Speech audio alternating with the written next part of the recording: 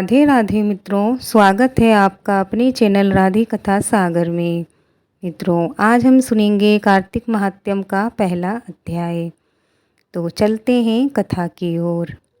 88,000 सोनकादिक ऋषियों के समक्ष कार्तिक माह के महात्म्य का वर्णन करते हुए श्री सूत जी महाराज बोले, आज मैं कार्तिक माह के महात्म्य की जिस कथा को आपको सुना रहा हूँ, उससे ज्ञान प्राप्त करके मनुष्य अपने जीवन को सुखी बना लेता है।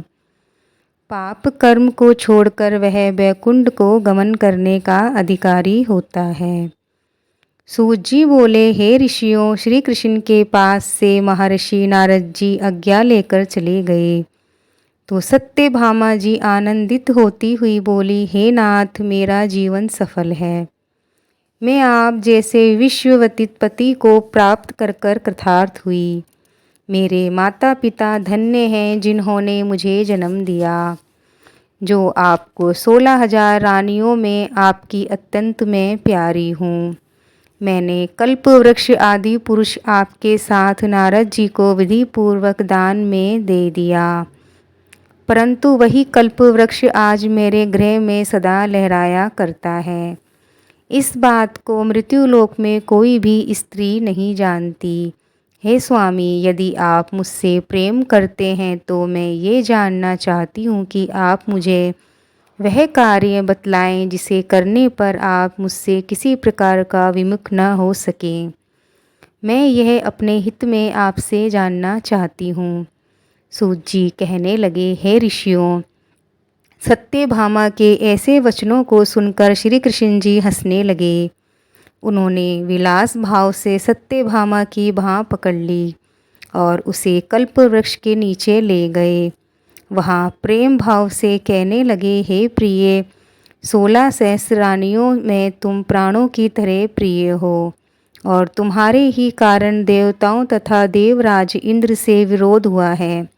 सूत जी बोले, यह विरोध इस बात पर हुआ था कि एक दिन श्री कृष्ण सत्यभामा सहित गरुड़ पर सवार हो जब इंद्रलोक में जा पहुँचे और वहाँ सत्यभामा की इच्छा पूर्ति हेतु इंद्र से कल्प वृक्ष मांगा।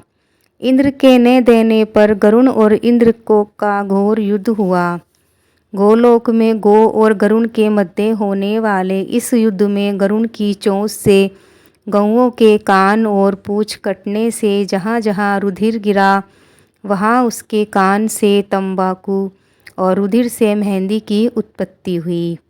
गरुड़ के पंख जहाँ गिरे, वहाँ से गोभी की उत्पत्ति हुई। इसी कारण इन वस्तुओं का सेवन मोक्ष की प्राप्ति नहीं होने देता।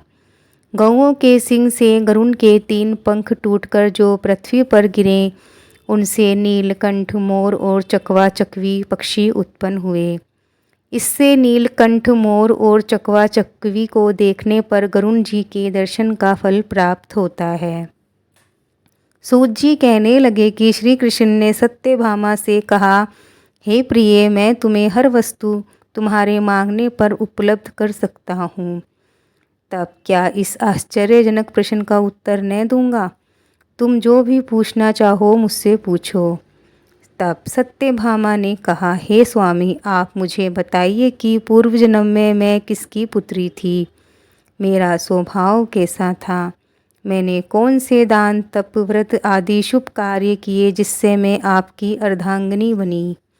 श्री कृष्ण जी बोले, हे प्रिय, मैं तुम्हें ये सब वृतांत कहता हूँ, तुम ध्यान पूर्वक सुनो।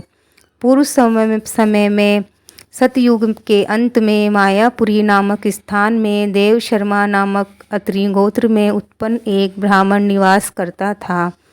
वह सब वेदों को नित्य पाठ, हवन और सूर्य देव की पूजा किया करता था। इसी कारण वह सूर्य की भांति तेज वाला था। उसके वृद्ध अवस्था में गुणवती नामक कन्या पैदा हुई।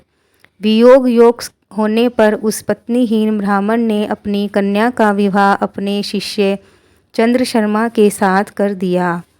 चंद्र शर्मा अपनी भार्या गुणवती के साथ अपने ससुर की कुटी पर रहने लगा। एक समय दोनों ससुर जामाता कुश तथा समिधा लेने के लिए हिमालय की तलहट्टी में पहुंच गए।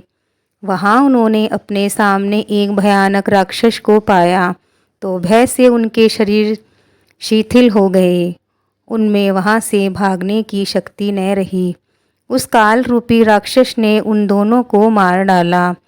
धर्मात्मा होने के कारण तथा सूर्य पूजक होने से दोनों को मेरे पार्षद बैकुंठ लोक में ले गए। क्योंकि शिव, गणेश, सूर्य, देवी और विष्णु की उपासना पूजा करने वाले सभी धर्मात्मा व्यक्ति स्वर्ग की प्राप्ति करते हैं।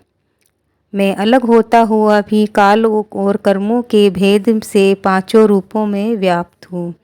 वे दोनों तेजस्वी मेरे रूप को धारण कर विमान पर चढ़कर मेरे लोक में रहकर दिव्य भोगों को भोगने लगे। मित्रों, ये भाव यही पूर्ण होता है।